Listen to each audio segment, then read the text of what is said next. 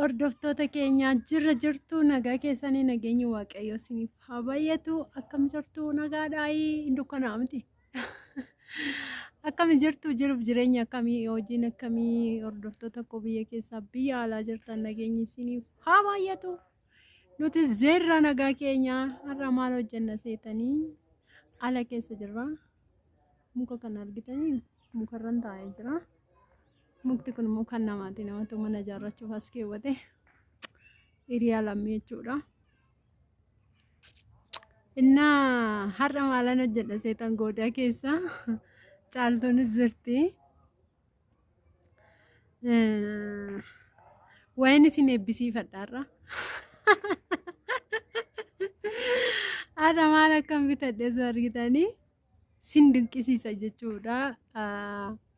Naa eebbistu jedhee tana isinitti himuu dhufee jechuudha. Har'a bokkaan hin jiru. Guyyaa sadii bokkaan hin jiru. Caama nu bira baay'ee namatti tola jechuudha. Goodaan keessi akkuma argitanii baay'ee ariifiidha. Caama waan ta'eef jechuudha. Har'a isaan deeme seetanii har'i maksanya miti gabaan hin dhaabbatti safara keenya jechuudha. Tiisharii mannaagashaa innaa har'a lukkuun bitadhe jechuudha. Bubbaa ishee nyaadha jedhee tanani lukkuu bitadhee dhufee jechuudha. Har'a isinin agarsiisa. Acumaanan asuma goodaa keessatti goommanas hojjetaan jira. In argitu shiroos nan hojjedha. Goommanas nan hojjedha. In argitu jechuudha. Lukkuus bitadheera har'a naa eebbistu. Isinin jedha. Kun hordoftoota kiyyaa ilaalaa lukkuu koo jechuudha. Muka isa kana nama bitate isinin jedheera. Lukkuu kiyya ilaalaa jechuudha. Lukkuu kanan bitadhee birrii meeqaayyoon bitee bareeda. Lukkuun kun birrii 400 bitamte. Indaanqoo faranjiiti. Qanii hundumaa buuphaa buusti. Amma gaan beeku buusaa irti ta'e garuu buusaa irti naan jennaan uman bitee hin beeku.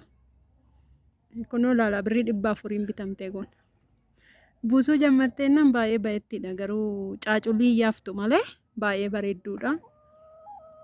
Akkasittiin haala kanaananii lukkuu kana bitee isinin jedha birrii 400. Kormaan immoo birrii 800 fa'aa jedhu. Kan qalmaatiidhaaf ta'u ayyaanaaf.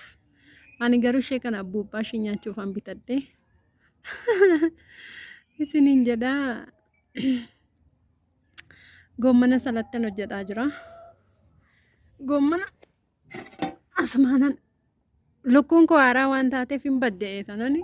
Funyootti een jira achumaanan qoymaafan asi taa'ee asumaan guyyaa hidhamaa oolte yoo hidhaa oolte buuphaan buustu gaarii miti.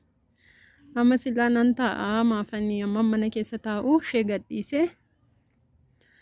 Asitti maafanii kana hin hojjedhu jedhee tanani asumaan goommana affeelaa jira. Ilaala kunoo goommana soogiddan irratti godhee soogiddatti godheen jira jechuudha.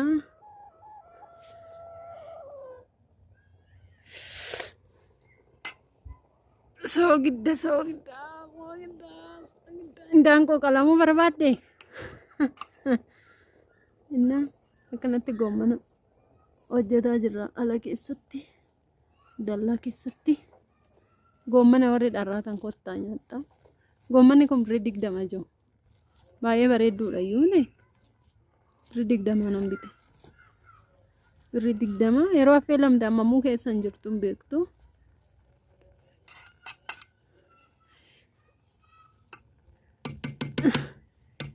Gana shiroo singoona.